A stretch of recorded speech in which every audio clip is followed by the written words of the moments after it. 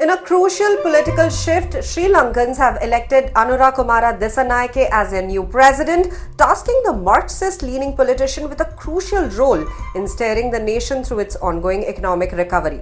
Dissanayake assumed office on Monday, pledging to enact reforms in a country that has long been dominated by powerful political dynasties and is still grappling with the aftermath of its worst financial crisis in over 7 decades.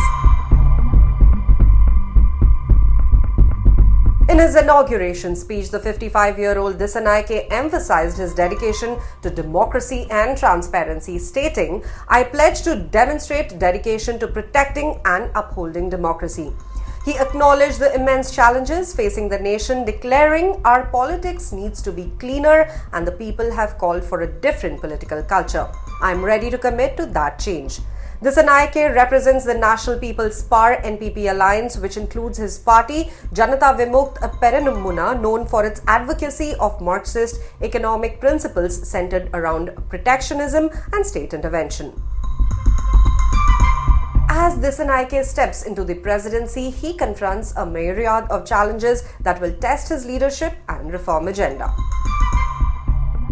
Sri Lanka's economy plunged into crisis in 2022 due to a severe shortfall in foreign exchange reserves, which led to widespread shortages of essentials and a sharp decline in living standards.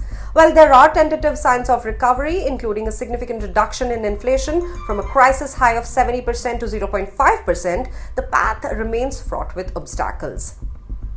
The economy is projected to grow in 2024 following a contraction of 2.3% last year and a staggering 7.3% decline at the height of the crisis. Dissanayake's immediate task will be to ensure that the economy returns to sustainable and inclusive growth. He must work to restore confidence among local and international investors, attract foreign direct investment, and address the poverty affecting about 25% of Sri Lanka's 22 million people. In March 2023, Sri Lanka secured a vital 4-year $2.9 billion bailout from the International Monetary Fund, which provided much needed financial support and laid the groundwork for essential debt restructuring.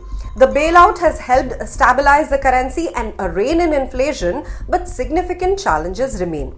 Colombo has recently signed agreements with China and other creditor nations to restructure about $10 billion in bilateral debt. Additionally, a draft deal for restructuring $12.5 billion in international bonds has also been reached. Achieving a primary balance sheet target of 2.3% of GDP by 2025, as mandated by IMF, is crucial for restoring economic health. However, Dissanayake may pursue changes to the bondholder agreements and has indicated his willingness to negotiate alterations to the tax requirements of the IMF program while committing to debt repayment. Dissanayake faces the daunting challenge of addressing the austerity measures that have deeply impacted the populace.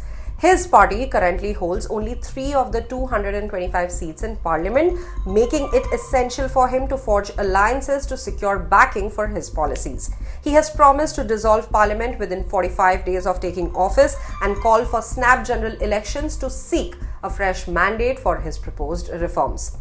The new president aims to engage with the IMF to adjust the bailout program, focusing on reducing taxes and freeing up public revenue for investment and tax relief. Among his proposals is the removal of the value-added tax on essential goods such as health, education, and food items. However, these measures could complicate achieving the fiscal deficit targets set under the IMF agreement. Dissanayake has committed to revamping state-owned enterprises to enhance profitability and job creation. His agenda includes the creation of 20,000 new teaching positions and expanding employment opportunities in vital sectors like tourism, which is crucial for economic recovery.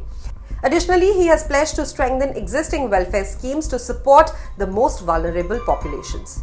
Nonetheless, addressing the challenges of public finance, restructuring loss-making state companies, and navigating strained foreign exchange reserves may impede his ability to implement these promises swiftly. Sri Lanka has historically balanced its relationships with neighboring India and China, both of who are significant players in the country's debt restructuring efforts.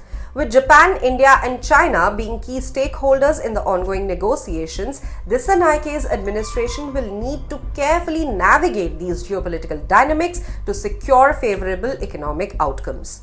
In his remarks, Dissanayake expressed his intention to maintain and strengthen ties with these nations to foster economic cooperation and stimulate growth. Balancing these relationships will be crucial as Sri Lanka seeks to rebuild its economy and restore stability. Anura Kumara Dissanayake's presidency represents a pivotal moment for Sri Lanka as the nation attempts to recover from a historic economic crisis. His commitment to reform, coupled with the considerable challenges ahead, will be closely monitored by both domestic and international observers. As he embarks on this journey, the eyes of a hopeful nation will also be upon him, eager for the changes he promised during his campaign and the potential for a brighter future for all Sri Lankans.